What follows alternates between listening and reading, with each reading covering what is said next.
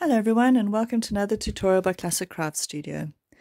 So today I'm going to show you how I repaired a friend of mine's jacket. She had a little accident on a bicycle, which is something you hear quite often in the Netherlands, and she ripped her jacket right next to the pocket. So it was an 11 centimeter rip. So the first step was to unpick the lining from the main jacket so I could get to the top layer. Luckily in this jacket it was pretty straightforward, as it's just one line of stitching that I had to unpick at the base of the coat. Then I used the darning stitch on my machine to stitch over the rip, make sure that was nicely closed, and then I could have some fun. So I cut out a snake shape and made sure that it fit and that the rip would be well covered. Then I just planned out the design of the snake skin and the colors that I was going to be used. I chose the colors that were in the lining of the coat, so just to keep all sort of symmetry happening.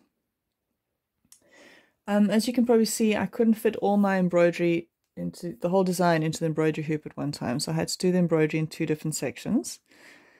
And then once all the embroidery was done, I used stitch and tear as a backing for my embroidery. So first you rip off the stitch and tear, and then you cut out the snake design, cutting it as close to the stitching as possible without actually cutting the stitches.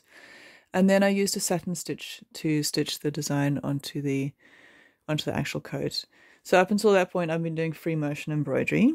And then with the satin stitch, I switched back to normal two buttonhole stitch and used that for the satin stitch. And yeah, just like that, 3 hours later, my friend had a newly redesigned jacket.